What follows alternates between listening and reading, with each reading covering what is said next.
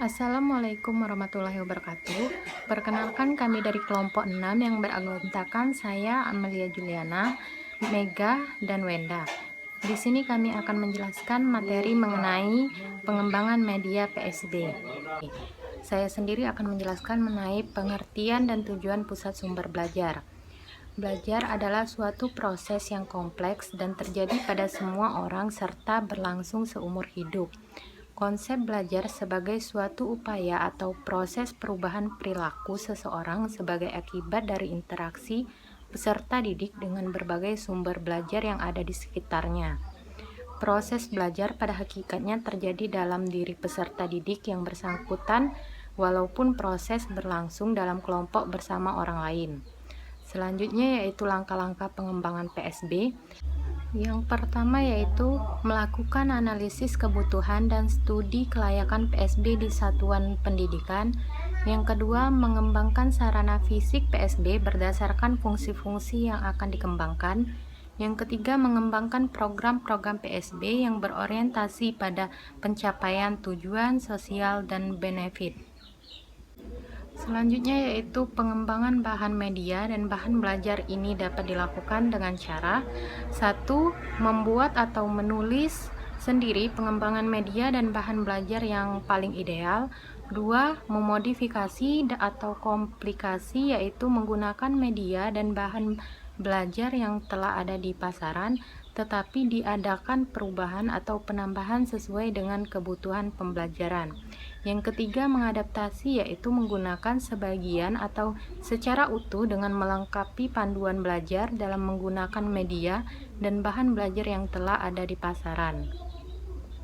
Di sini saya akan menjelaskan tentang kegiatan-kegiatan yang perlu dilakukan dalam penulisan GBIM dan jabaran materi adalah: yang pertama ada analisis pembelajaran, yang kedua ada identifikasi pokok-pokok materi, yang ketiga penentu evaluasi hasil belajar, yang keempat pencantuman buku acuan, yang kelima penentuan judul program atau media dan bahan belajar, yang keenam penjabaran materi.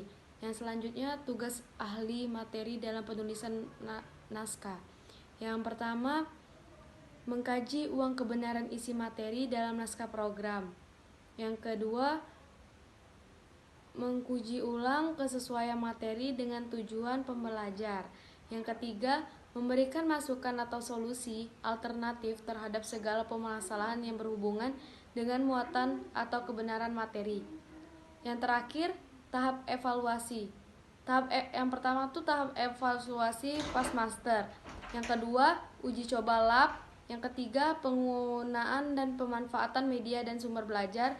Yang keempat, penyimpanan PSB berbagai sistem penunjang dalam mencapai tujuan.